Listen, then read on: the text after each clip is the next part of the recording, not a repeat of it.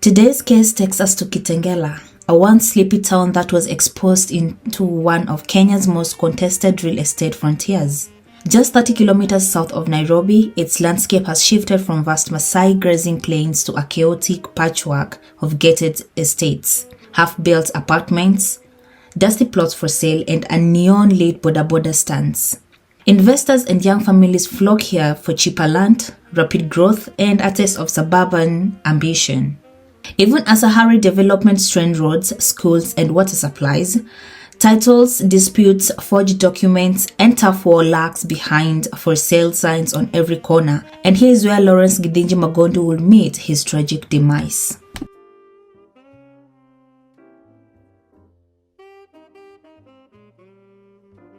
On the evening of Friday, February 4th, 2000, just after dropping off a handful of school kids, a Kitengela taxi driver was threading his way home along a dusty side road when something caught his eyes.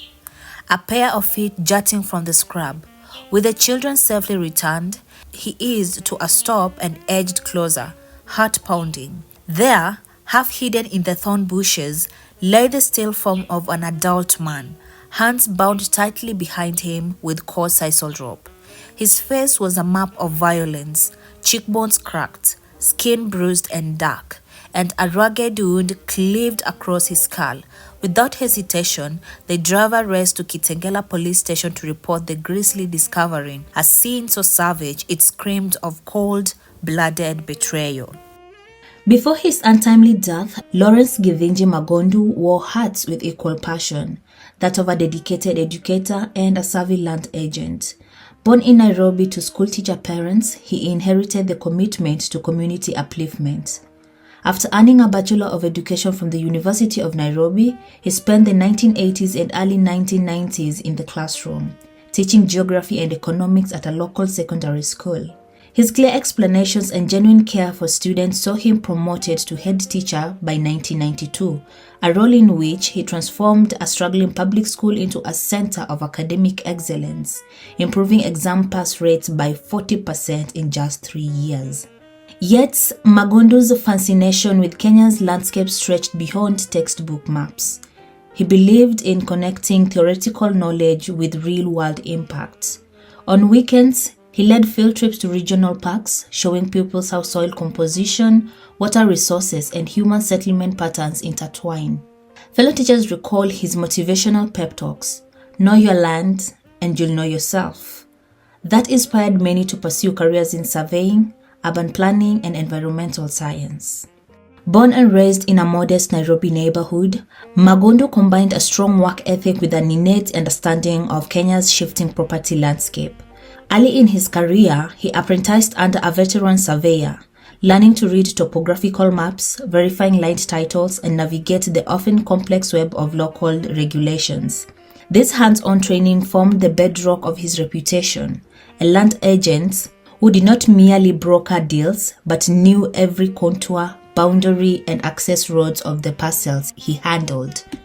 He saw firsthand the challenges facing Kenya's beginning real estate market, murky title deeds, opaque transactions, and developers disconnected from local needs. Leveraging his community ties and reputation for integrity, he transitioned into land brokering. His first clients were parents of his former students who trusted him to handle their plots responsibly. His dual background, educator and entrepreneur, gave him a unique edge. He could break down complex legal jargon into clear terms and train junior agents in ethical best practices. Beyond his role as a facilitator of land deals, Magondu was an active participant in Kenya's informal real estate network. He regularly attended industry mixes, where he shared insights on emerging townships and infrastructure projects.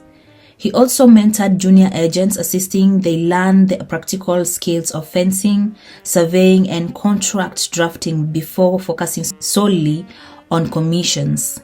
His professional motto, "Know the land, serve the client, build the future," reflected a philosophy that real estate was not just about profit, but about community development. In quieter moments, he partnered with local youth groups to organize cleanup days, on undeveloped plots, hoping to preserve green spaces even as the surrounding areas transformed.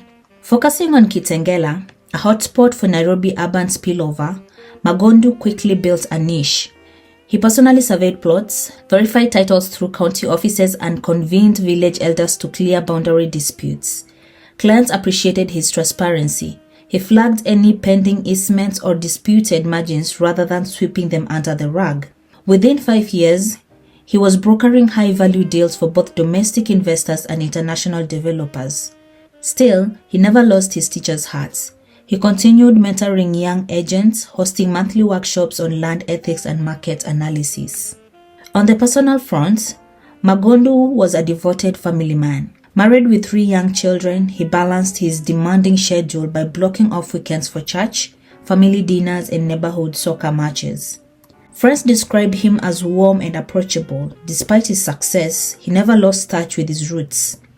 He believed that every plot of land had a story, of the families who titled it, the hunters who roamed it decades ago, and the children who would one day build homes there.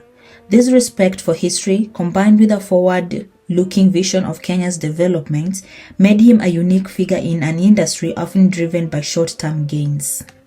On the morning of February 4, 2000, Lawrence Githinji Magondu set out from his Nairobi home, confident he was closing yet another lucrative land deal. Accompanied by his longtime driver Harrison King'ori, Magondu, an ex-head teacher turned land agent, had been corresponding for weeks with an alleged buyer using the name Wilson Mwangi Thiribu. The caller claimed to represent an investor eager to purchase a multi-acre parcel in Bigoning, Kitengela. When Mwangi insisted in an immediate site visit, Magondu and King'ori packed their documents, drove out at dawn, and prepared to finalize terms worth 1.4 million shillings. Upon arrival, the pair waited in their vehicle while a white Toyota Corolla pulled in behind them. 5 people emerged, Mwangi and his sister, Anna Ngonyo, both sharply dressed, followed by 3 men introduced as workmen who would handle fencing once the sales closed. In a display of professional courtesy, Mwangi presented a roll of barbed wire and 2 pangas, insisting Magondu guide them around the plots to assess suitability for a planned Makuti bar. King'ori was handed 1,000 shillings to fetch lunch, told to meet the group later at Kitengela bar. As Magondu led Mwangi, Ngonyo and the workmen deeper into the site, about 4 kilometers from the market center, they were walking into an ambush meticulously planned to the last detail.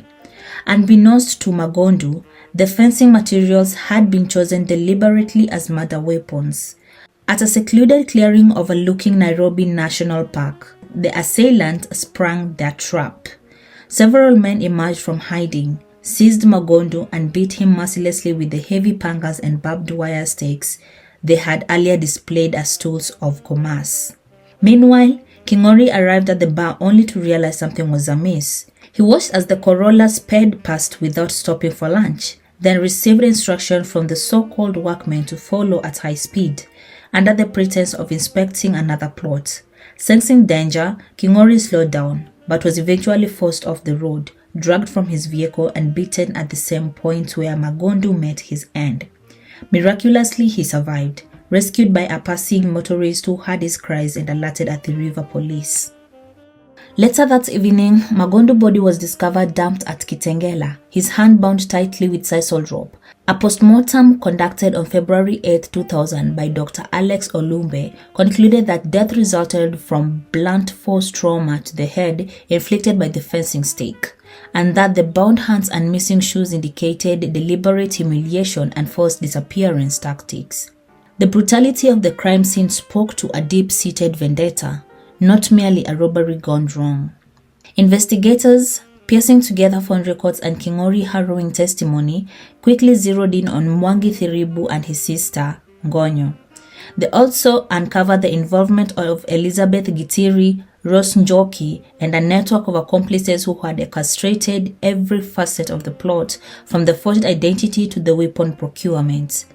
Evidence showed that the conspirators exploited Magondu's reputation for transparency and his willingness to conduct on-site inspection without backup, turning his professional strength against him in a calculated murder scheme.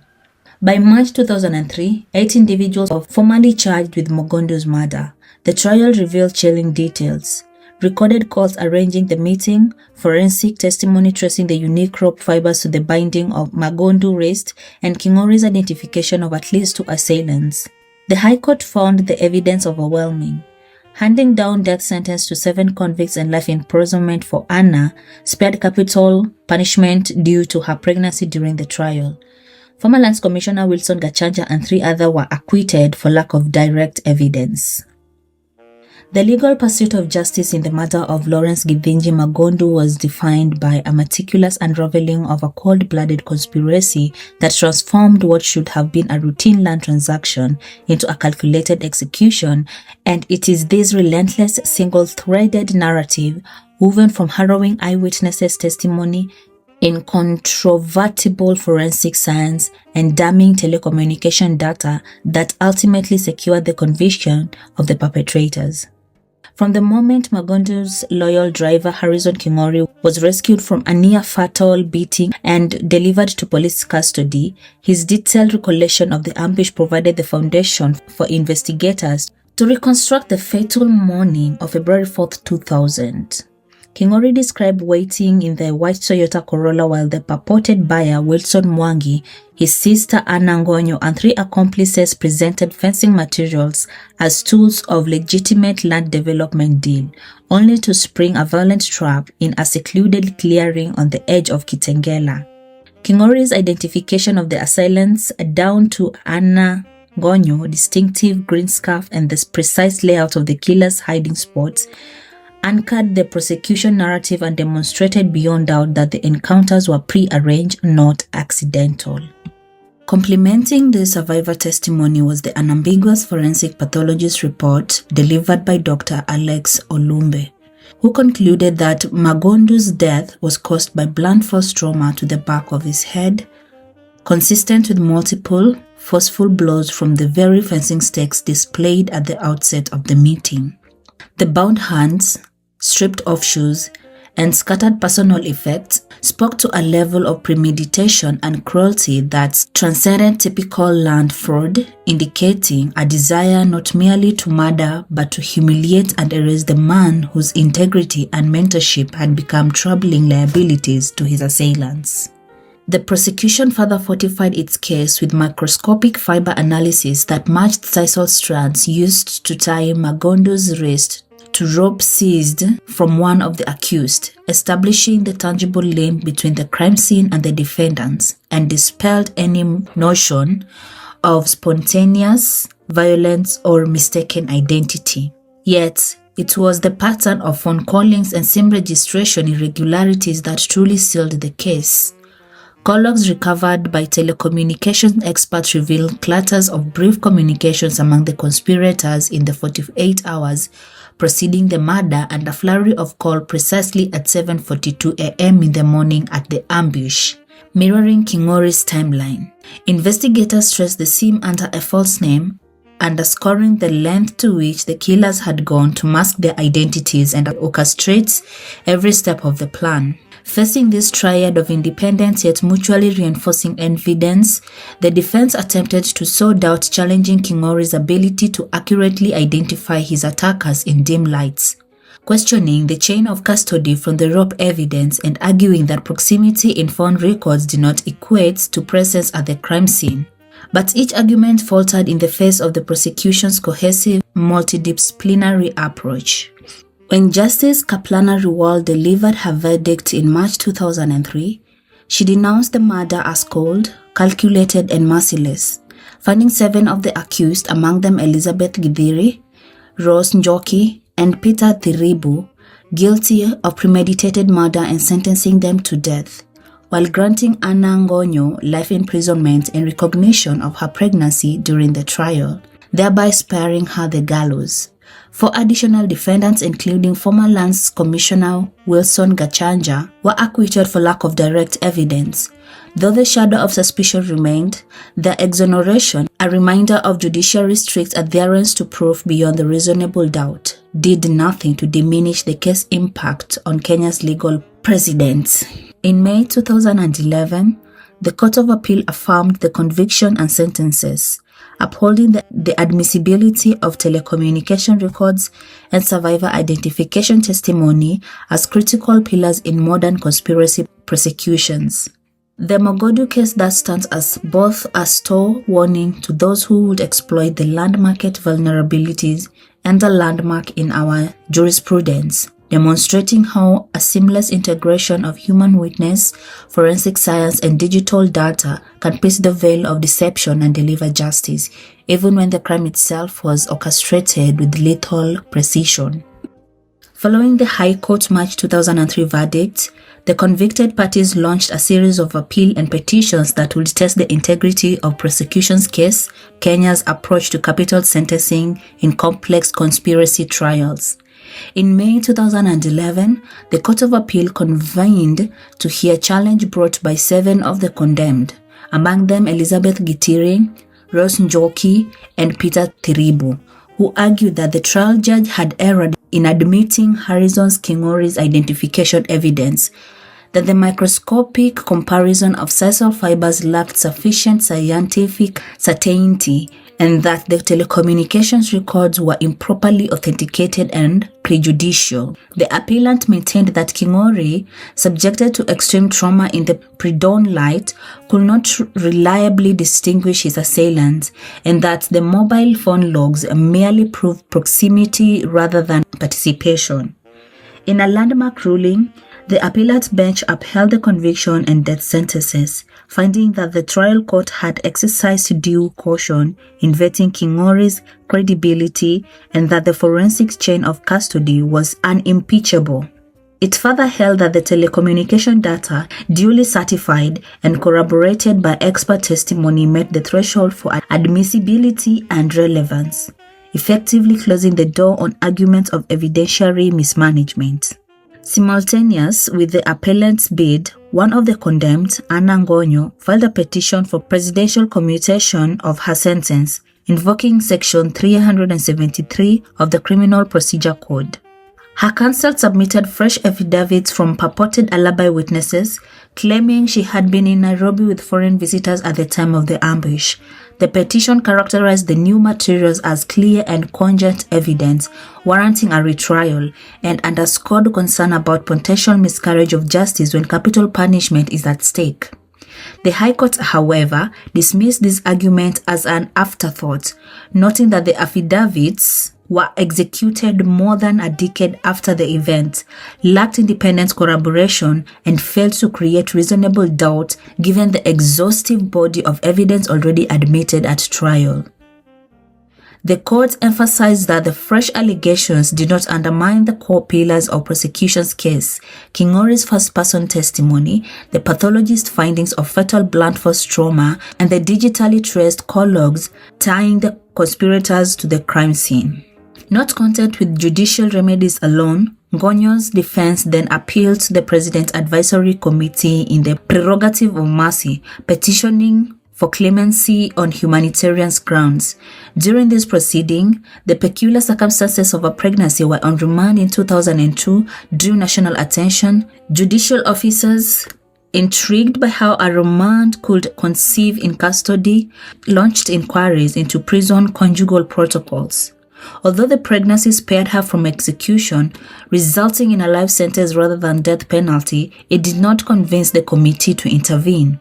In its final recommendation, the committee cited the orchestrated, premeditated nature of the crime and the overwhelming weight of multifaceted evidences as a reason to deny clemency, affirming that the gravity of the offense and imperative of deterrence in land fraud homicide outweighed any extenuating personal circumstances. These appeals and petitions, while ultimately unsuccessful, prompted broader reflections on Kenya's criminal justice mechanism. Legal scholars pointed to the Magondu litigation as a precedent-setting case, admissibility of telecommunication evidence, a technology still novel at the turn of millennium, and for the robust use of survivor testimony when corroborated by forensic and digital data. The Court of Appeal 2011's decision reaffirmed that in conspiracy prosecution, independent strands of evidence must be evaluated. Holistic accounts, pathology reports, and phone logs converge. They can certify the doctrine of proof beyond reasonable doubt, even in high-stakes capital case.